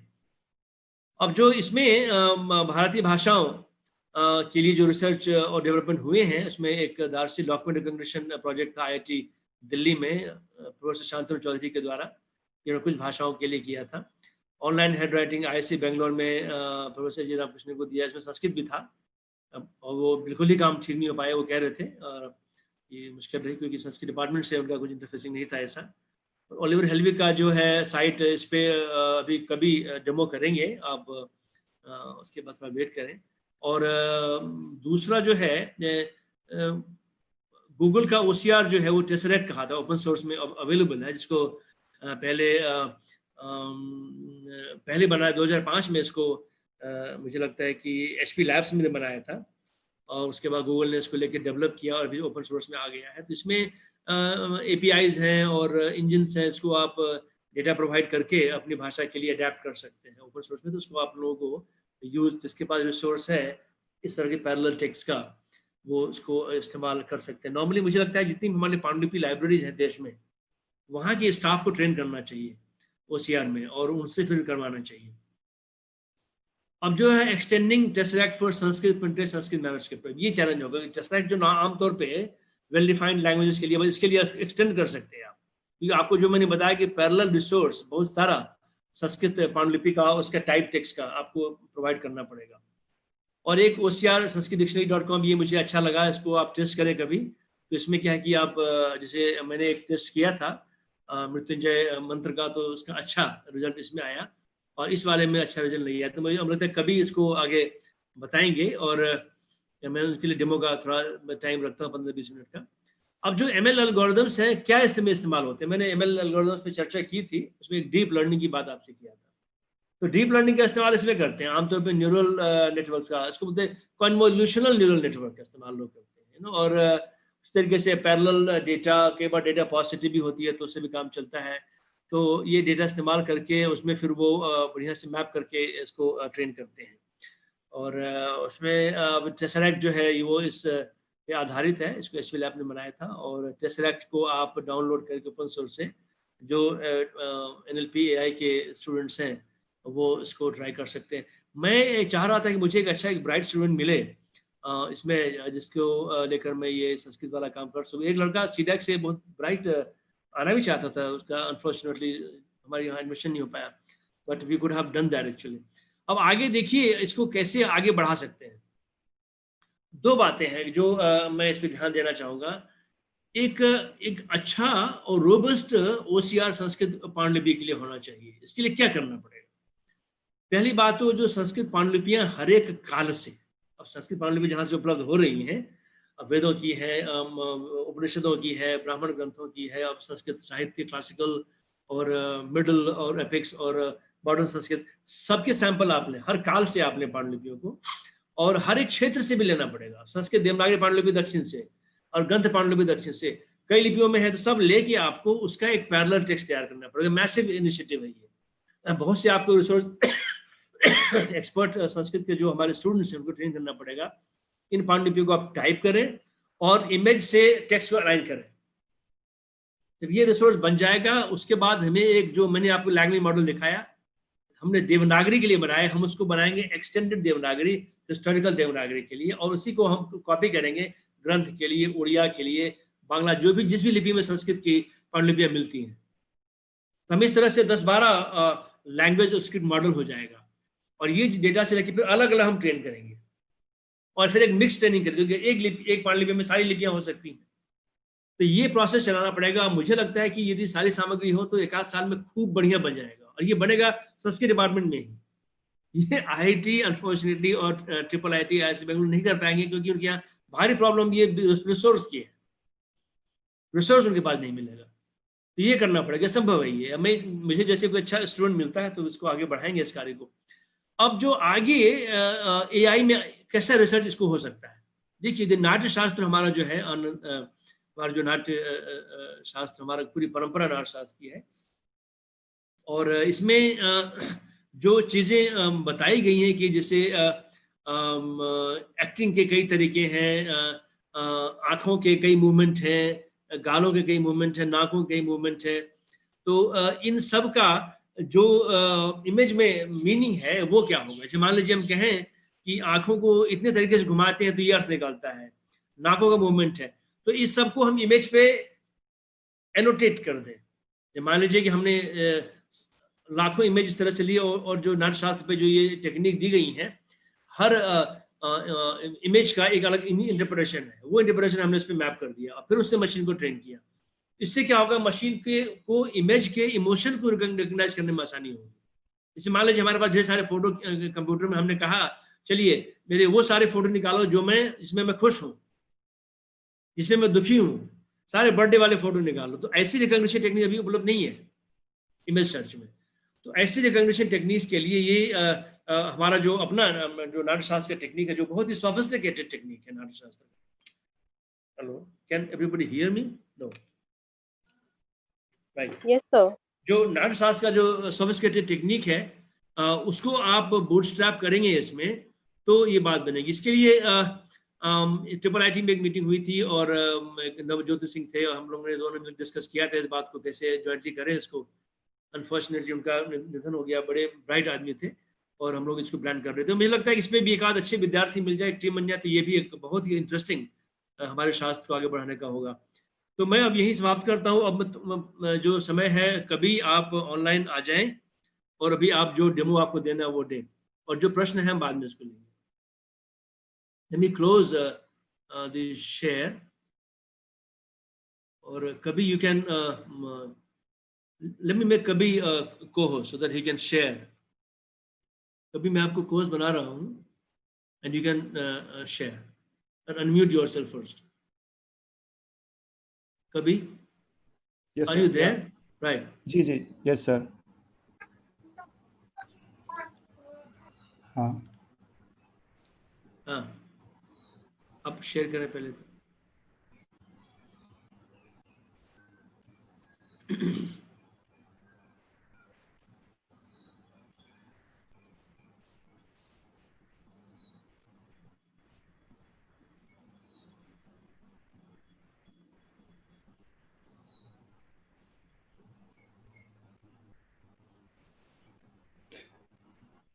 okay. Hello everyone. Hello. Hello. Anyone hear me? Yes. Yeah.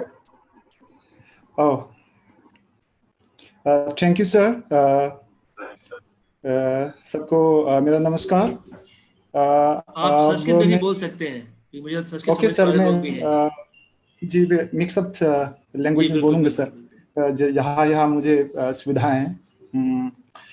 Hello everyone, और मैं तीनों भाषा का प्रयोग करूंगा, संस्कृत, हिंदी और इंग्लिश, और चलेगा जी बीच में मणिपुरी भी। ओके, इफ यानी कोई मणिपुरी अगर ज्वाइन किया हो तो उनको भी समझ में आ जाए, मैंने शेयर किया था ये। और हाँ, थैंक यू फॉर सभी दिस बांग्ला भी अपॉर्चुनिटी। जानते हैं, मणिपुरी भी जानते हैं, हिंदी भी जानते हैं, और अंग्रेजी जानते हैं, जानते हैं। चलिए ठीक है। ठीक, जी। तो इस प्रेजेंटेशन में जैसे कि आप लोग देख पा रहे हैं इसमें कि ये ऑप्टिकल कैरेक्टर रिकॉग्निशन का मैं टूल्स का डेमो दिखाना है मुझे, कि मैं बेसिकली 2 बेसिक टूल्स का डेमो दिखाऊंगा, साथ साथ में जो कुछ जो सर ने जो भी बताया है वो ऑनलाइन जो है, और online OCR Sanskrit dictionary dot, तो उतना पर्याप्त होगा मुझे ऐसा लगता है। तो चलिए, तो जैसे कि मैंने बताया कि डेमोन्स्ट्रेशन में जो मैंने फोकस किया है, एक तो जो सर ने बताया ये टेसरेक्ट जो गूगल का है, ये वेरी बेसिक टूल है। और सबसे पहले मैं ये बताऊंगा, क्योंकि ये समझने के बाद आगे जो बताऊंगा सब ऐसे ही है, इस तरह के ही है, तो आप लोग जल्दी समझ पाएंगे। और जो संस्कृत रीडर जो ओलिवर हेलविग का है, वो संस्कृत रीडर नाम से आता है, उनका ये ओसीआर का नाम है संस्कृत रीडर नाम से, और कुछ एक ऑनलाइन ओसीआर। और फिर साथ में एक्चुअली हम क्या करें, और जो सॉफ्टवेयर के रिसोर्सेस है, डाउनलोड कैसे करना है, इंस्टॉलेशन कैसे करना है, और फिर इनको रन कैसे करना है, कुछ बेसिक चीज़ें कि आपको कैसे प्रयोग करना है, जो उपलब्ध है ऑनलाइन और जो हमको फ्री ऑफ कॉस्ट मिल रहा है, उसको कैसे प्रयोग करना है, ये मैं आप लोगों को दिखाऊंगा। तो चलिए नेक्स्ट स्लाइड में। तो आप लोग मेरे स्लाइड देख पा रहे हैं? हाँ, ओके, या थैंक यू। तो ये देखिए कि टेसरेक्ट, सबसे पहले हम देखते हैं टेसरेक्ट। टेसरेक्ट जो है एक ओपन सोर्स ये ओसीआर इंजन है, ठीक है। और इस लाइसेंस के अंदर जो अपाचे 2 जो भी लाइसेंस है दिख रहा है, आप लोग 1 बाय 1 देखिएगा। मैं एक्चुअली ये नहीं चला रहा हूँ, क्या कहते हैं, ये जो स्लाइड शो नहीं चला रहा हूँ, ताकि इसमें शेयरिंग में दिक्कत आती है, इसलिए मैं सीधे सीधे दिखा रहा हूँ मैं अपने डेस्कटॉप को। और फिर इसका मेन रिपोजिटरी जो है गिटहब में उपलब्ध है। ये जो फर्स्ट पॉइंट जो ये जो है टेसरेक्ट के बारे में जो जितने यहाँ हैं, ये इसका कुछ जनरल इंफॉर्मेशन है, ये टेसरेक्ट के बारे में आप लोगों को जानना चाहिए। मैं इस पर ज़रा एक्सटेंड नहीं जाऊँगा, आपको डिटेयली जानना है तो जो मैंने लिंक दिया है 1-2 इसमें जाकर के आप लोग देख सकते हैं, उसमें डिटेयली दिया हुआ है कि इसका बैकग्राउंड में क्या है।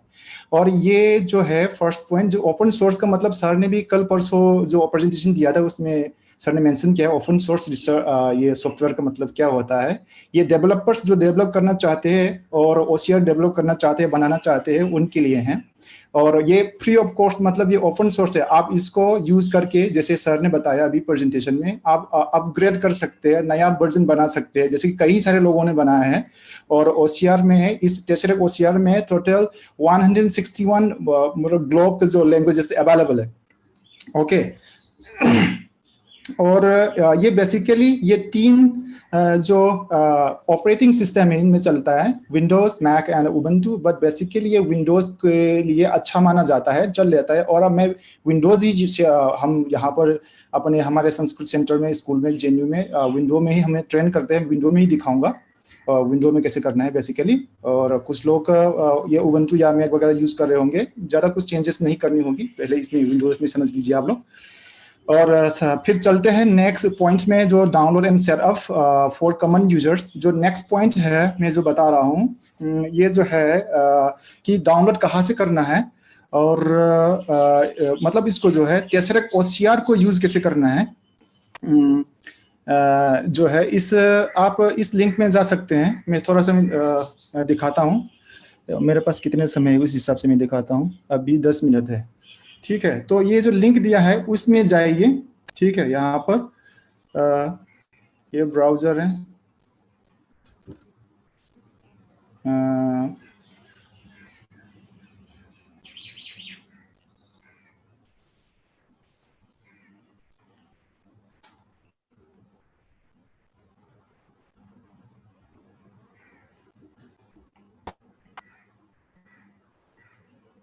तो ये आप लोग देख पा रहे हैं, ये जो उसमें स्क्रीन में ये जो है इसमें से डाउनलोड कीजिए। डाउनलोड करने के बाद ये वाला जो है, इन दोनों में से जो आप कहे डाउनलोड करके इंस्टॉल कर लीजिए। और इंस्टॉल करने के बाद वही सेम प्रोसेस, आप कोई भी जैसे सॉफ्टवेयर डाउनलोड करते हैं और फिर इंस्टॉल करते हैं, तो बस वही सेम प्रोसेस, इसमें ज़्यादा बताने की जरूरत नहीं है मुझे। और इसमें एक चीज़ है कि इसका पाथ सेटिंग कैसे करना है। पाथ सेटिंग बेसिकली ये होता है, जैसे कि आप लोग कोई भी सॉफ्टवेयर डेवलपमेंट के लिए मतलब प्रोग्रामिंग लैंग्वेज जो आप डाउनलोड करके इंस्टॉल करते हैं, तो ऑपरेटिंग सिस्टम में बताना पड़ता है कि वो जो आप जो डाउनलोड करके इंस्टॉल किया है वो कहाँ पर है, कहाँ पर रखा हुआ है, वो सिस्टम एनवायरनमेंट वेरिएबल में ऐड करना होता है, वो वाला सेटिंग है। तो बेसिक कुछ चीजें हैं। तो वो कैसे करना है, इंस्टॉल करने के बाद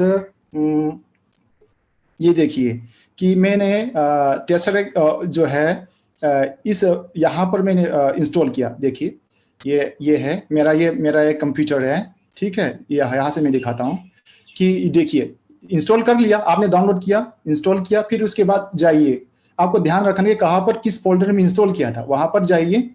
जाने के बाद देखिए यहाँ पर टेसरेक्ट मिलेगा आपको।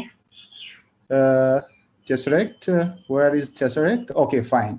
हाँ टेसरेक्ट ये देख लिए।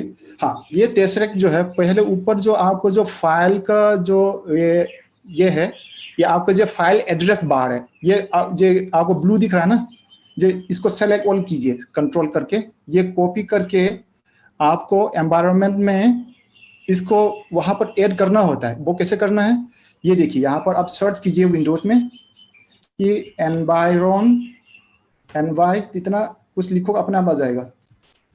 एनवायरनमेंट वेरिएबल आगे ऊपर ये एडिट द एनवायरनमेंट वेरिएबल, इसमें आ गया। तो हाँ यहाँ पर मैं इसको जल्दी जल्दी स्किप कर लेता हूँ, ये ऑनलाइन भी मिल जाएगा कई सारे, थोड़ा सा डेमो दिखा देता हूँ। यहाँ पर ऐड करके ये जो है पाथ, ये पाथ नाम से एक वेरिएबल होगा, उसमें आपको सेट करना होगा।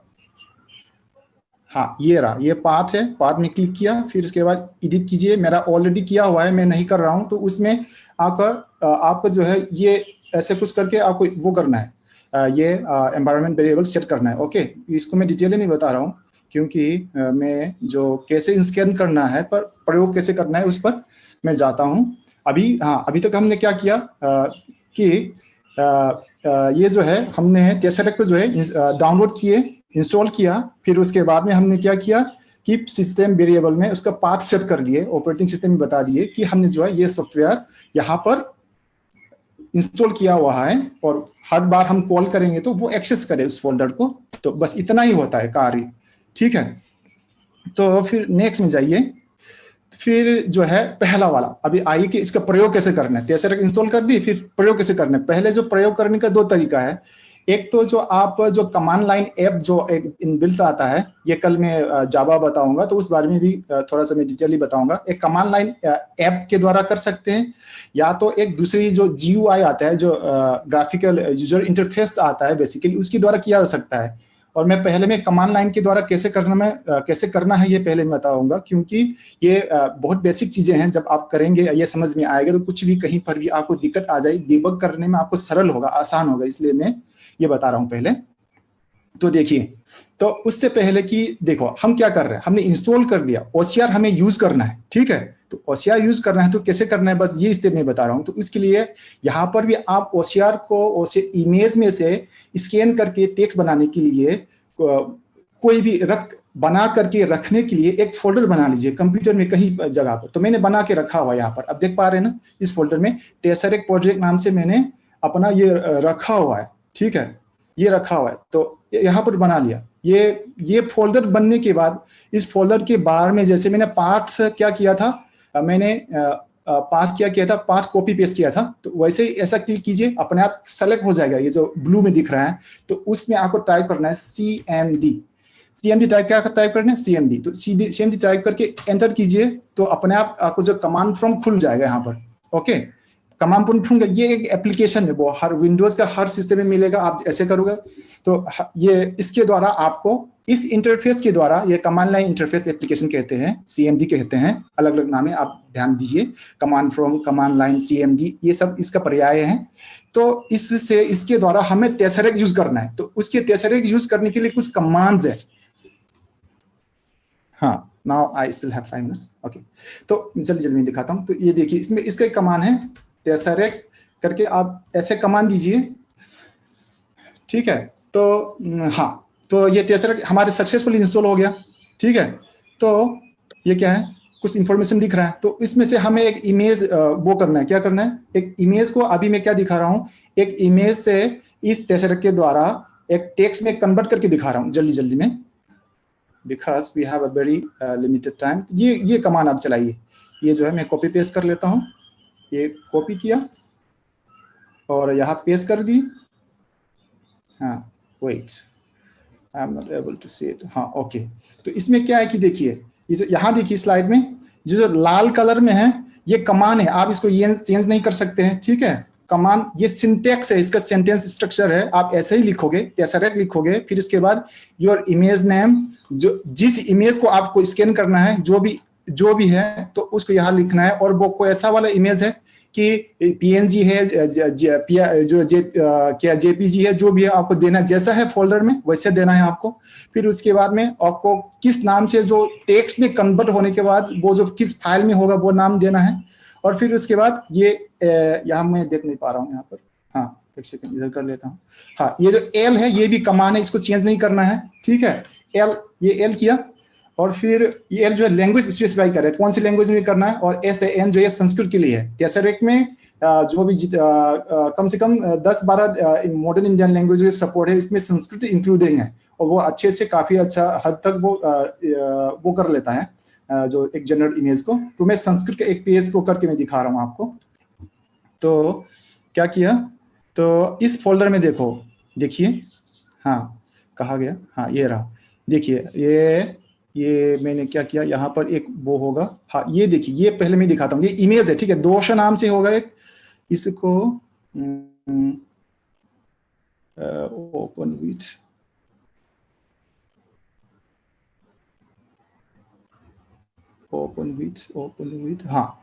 क्योंकि पैंट में ओपन करके दिखाता हूँ।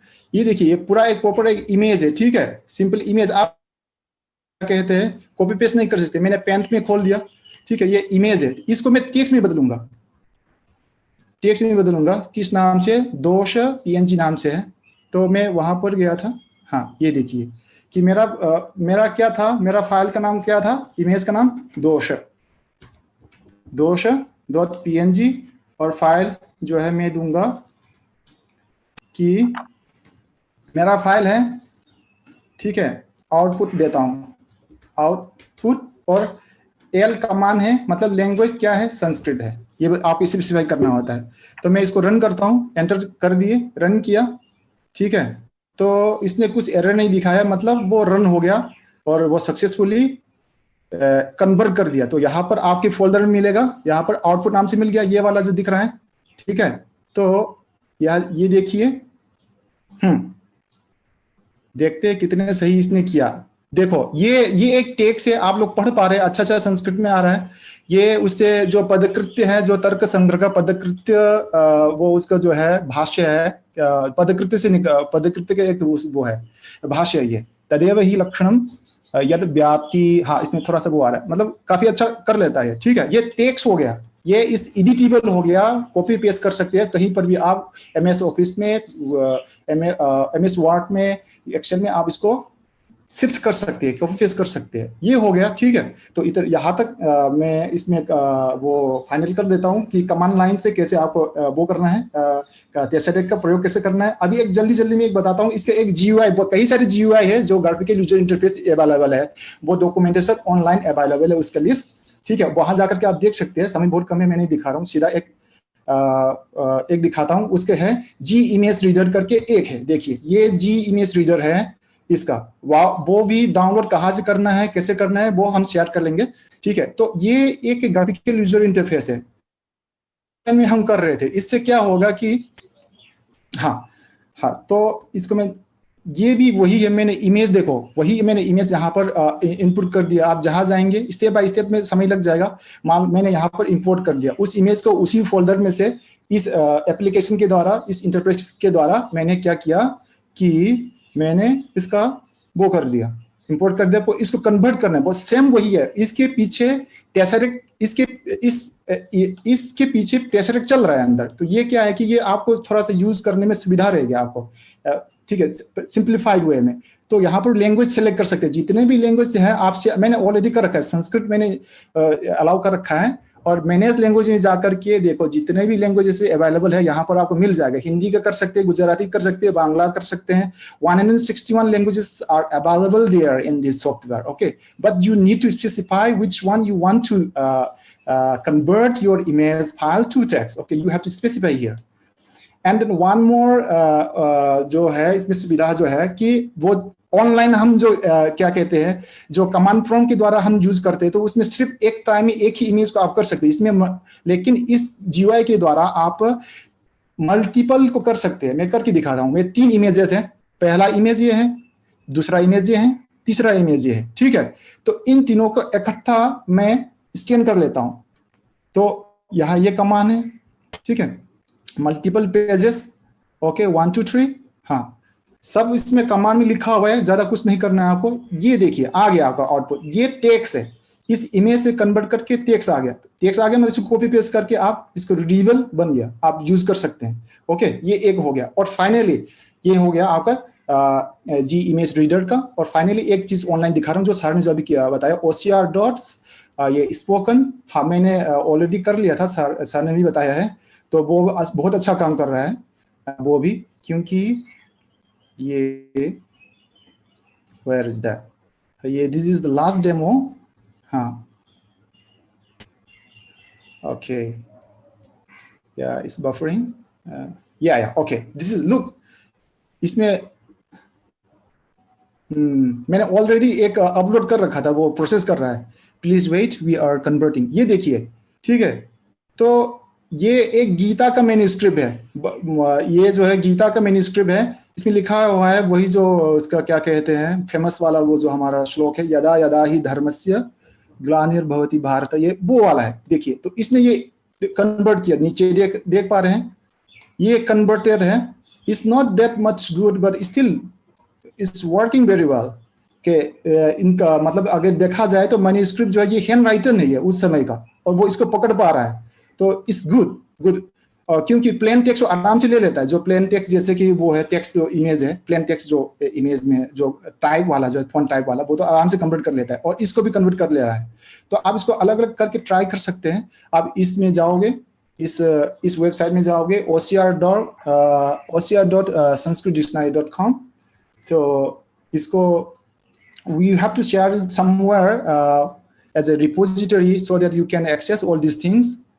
तो यहाँ जा करके एक दिखाता हूँ। तो हाँ, ये अपलोड इमेज आ रहा है, इसमें से अपलोड कर दीजिए आप कि जो भी इमेजेस है, ठीक है। ये ओपन हो गया। इस दोस्त को मैं कर लेता हूँ जो मैंने तेसरक में दिखाया था, इसको ओपन कीजिए। ओपन करने का और अपने आप कन्वर्ट करके दिखाएगा। हाँ, इस converting,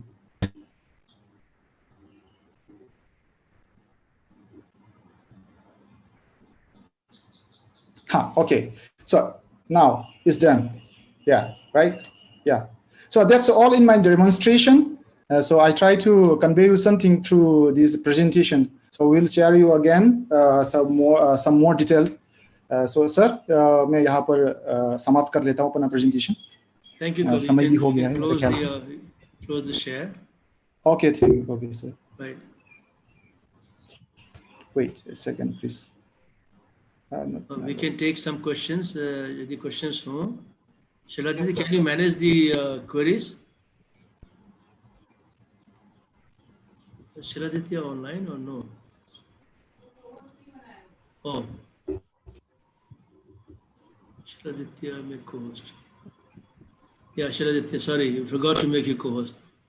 Shiladiti, are you online? Can you just manage the queries? Yes, sir, I'm online. I'm online, sir. Manage the queries on chat. If there's a query, then we can ask. I'll check in the chat, sir. मैं chat I have posted on chat box, but मैं कवि के बारे में एक चीज बताना भूल गया सबसे। सब लोग मेरी बात सुन रहे हैं ना? कि इसका जो एमफिल था कवि जी का, इन्होंने मणिपुरी में संस्कृत के वर्ब रूट्स को ढूंढा, कई सारे मिले इनको। तो आमतौर पे हम कहते हैं ना कि जो मणिपुरी सैनो तिब्बतन या तिब्बती बर्मी भाषा परिवार की है और संस्कृत इंडो आर्यन परिवार की है, बहुत भिन्न है।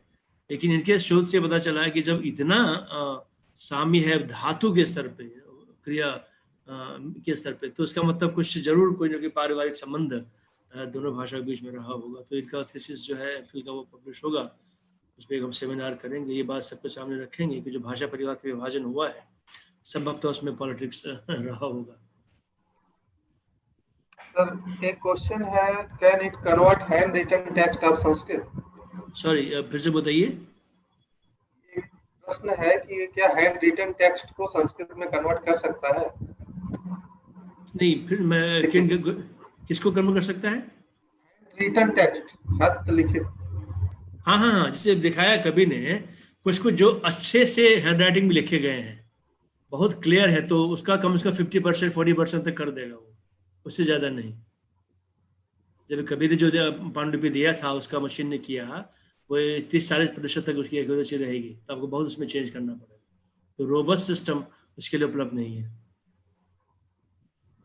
खासकर मान लीजिए ज्योतिष का टेक्स्ट है, उसमें कि डायग्राम्स वगैरह बने हैं उसमें, वो चार्ट वगैरह बने, तो सबको नहीं कर पाता। सर दूसरा प्रश्न आया है यहाँ पे, सॉरी सर, सॉरी, बताइए। हाँ, सुचित्रा प्रसाद जी ने किया है कि it seems easier to use the GUI interface of ocr.sanskritdictionary.com, but is the accuracy better than Tesseract? किसका accuracy better है? ऐसा है, जो Tesseract है, it's an open source, someone might have trained Sanskrit text on it. तो Tesseract अभी evolving है, जो कमर्शियल जो फ्री GUI वाला जो ऑनलाइन है, they have to be slightly better than Tesseract.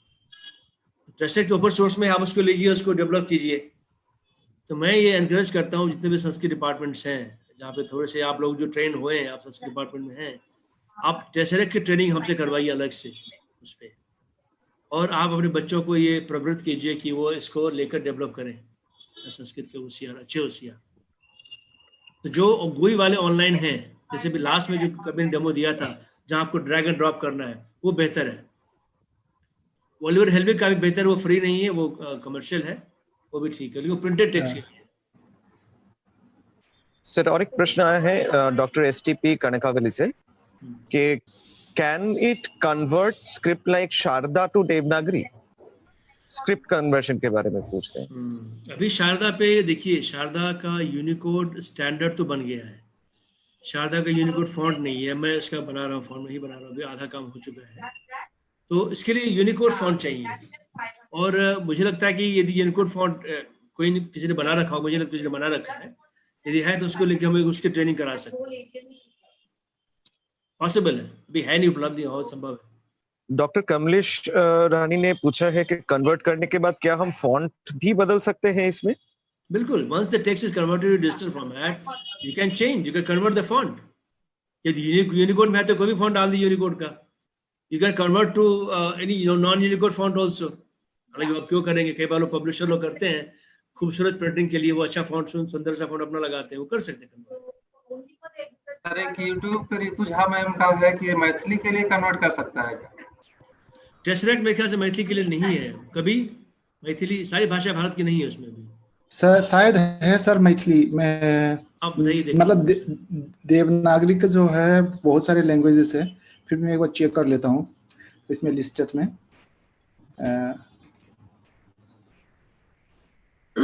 Sir एक क्वेश्चन कभी के लिए है, मतलब थोड़ा सा डेमो अगर ब्रीफ में बता दे कैसे टेसरैक्ट को इंस्टॉल करना है, अगर ब्रीफ में टाइम हो, मुझे नहीं लगता टाइम रहेगा, पर अगर हो सके।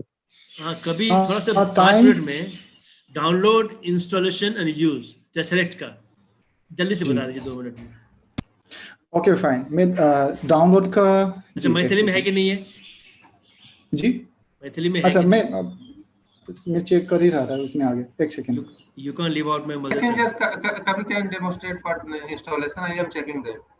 Fine. कभी आप डेमोन्स्ट्रेट बताइए, वो सुभाष भी चेक कर रहे हैं उसको। Okay okay fine sir.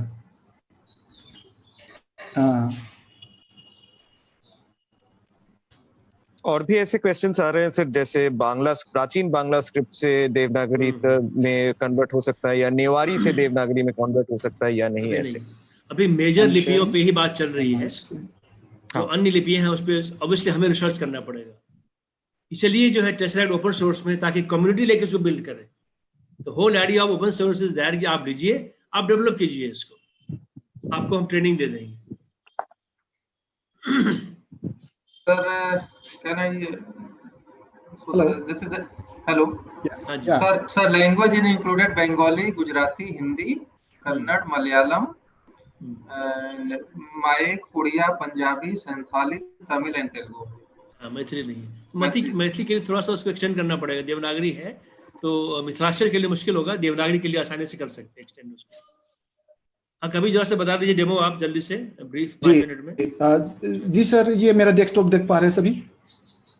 ये आपका I have share my desktop screen. हाँ हाँ आपका है, ब्राउजर भी ओके, ठीक है जी जी, हाँ, मतलब जो ब्राउजर दिख रहा है तो बिल्कुल, बिल्कुल। इसमें देखिए जी, तो इंस्टॉलेशन के लिए देखिए, ये इस वेबसाइट में जो आपको इसमें से डाउनलोड करना है, ठीक है, तो ये हम ग्रुप में या कहीं इसमें शेयर कर देंगे, ये जो है इसका वेब लिंक जो है, URL जो है, तो आप दोनों में से देख लीजिए, दोनों ये इंस्टॉलर है इसका, आप देख पा रहे हैं ना, ये 1 और 2, ये 32 बिट वाला है और ये 64 बिट वाला, दोनों में से करके देख लीजिए आपको कौन सा, बेसिकली आजकल 64 ही होगा, सेकंड वाला ट्राई कर लीजिए, ये चल जाएगा, ठीक है। तो ये आपने मान लो कि ये डाउनलोड कर लिया, ठीक है, मैं डाउनलोड कर लेता हूँ, एक्चुअली मैं ऑलरेडी कर चुका हूँ, तो ये मैं डाउनलोड कर लिया। ये डाउनलोड होने के बाद जैसे आप सॉफ्टवेयर इंस्टॉल करते हैं, कर लीजिए, इंस्टॉल हो जाएगा जो भी आपको, हाँ ठीक है। तो पार्ट सेटिंग इंपॉर्टेंट काम है, तो जब आप ये जो है डाउनलोड होने के बाद इंस्टॉल हो जाएगा आपके C फोल्डर जो कंप्यूटर का, ये देखिए,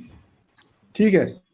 तो अभी मानकर चलते कि इंस्टॉल हो चुका है डाउनलोड करने के बाद, तो इनमें से मैंने यहाँ पर देखो टेसरेक OCR करके इसमें इंस्टॉल किया हुआ, ये फोल्डर अपने आप क्रिएट हो जाएगा। तो इसमें एक ही बार एंटर हो करके, तो ये वाला जो ये जो एड्रेस बार जो है, इसमें यहाँ पर कहीं ऐसा क्लिक कर लीजिए, वो अपने आप कॉपी हो जाएगा आपको एड्रेस बार, ये जो ये दिख रहा है ये वाला। फिर भी मैं दोबारा कर लेता हूँ इसको, आपको समझ में आ जाए कि हाँ, इसको जो है एक्चुअली कंट्रोल A कर लीजिए, उसमें ऑप्शन नहीं आ रहा है, तो कंट्रोल ये कॉपी कर लिया मैंने, okay, now it is copied, now I copy it, okay. तो ये कॉपी करने के बाद ये पाथ है आपके, और टेसरेक का पाथ है, इसको पाथ कहते हैं, जो भी आप, हाँ आप समझ रहे हैं। तो उसमें इस पाथ को जो है एनवायरनमेंट वेरिएबल, जो सिस्टम का, जो आपके विंडोज ऑपरेटिंग सिस्टम के एनवायरनमेंट वेरिएबल में इसको पाथ ऐड करना है। वो कैसा होता है, तो आजकल जब आप विंडोज यूज कर रहे हैं तो हमेशा ये वाला आइकॉन दिखेगा, दिस PC करके, या माई कंप्यूटर हुआ करते थे, ये दिस PC हर कंप्यूटर में होगा।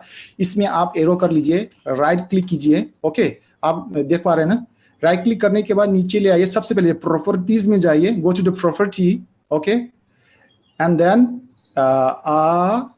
Windows will be open, okay, now you got it, okay, it will be open, okay, then ये देखिए advanced system settings, go to there,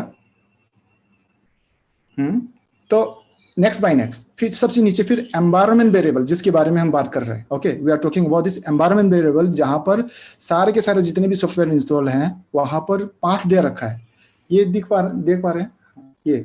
तो इसमें क्या होगा, पहले ये देखो सिस्टम वेरिएबल्स ऊपर, फिर यूजर्स वेरिएबल, सिस्टम वेरिएबल में जाइए, ये सिस्टम वेरिएबल में नीचे आपको इसमें से जितने भी लिस्ट देखिए, इसमें से पाथ करके होगा, दिस इज द पाथ।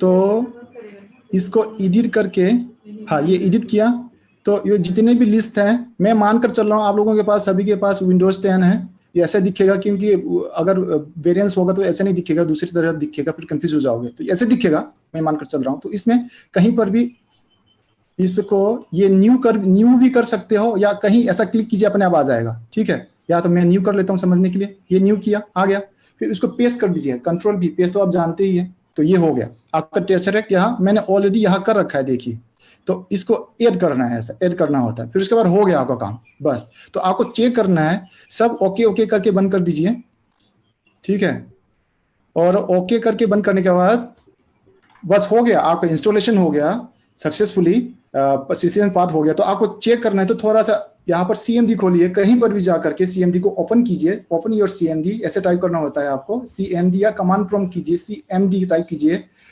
तो ये CMD अपने आप हो जाएगा, कमांड फ्रॉम ऐप आ जाएगा। इसको ओपन करके आपको चेक करना है कि इंस्टॉल सक्सेसफुल हुए कि नहीं, सिस्टम को पता है कि नहीं कि आपका जो हो गया कि नहीं। इसमें टेसरेक टाइप कीजिए, ये कमांड है टेसरेक, ठीक है। अगर इंस्टॉल हो गया तो ऐसा कुछ दिखाएगा आपको, ये हो गया, देखो इंस्टॉल हो गया तो ये दिखाएगा आपको। अगर इंस्टॉल नहीं हुआ है तो ऐसा एरर आ सकता है, कुछ भी लिख दो, ठीक है। तो ये हो गया, is not recognise as internal external command. तो आप टेसरेक नहीं किया हुआ है तो ऐसा आएगा कि Tesseract is not recognise as an internal और एक्सटर्नल कमांड, ऐसे आ जाएगा, ठीक है। That's all, thank you.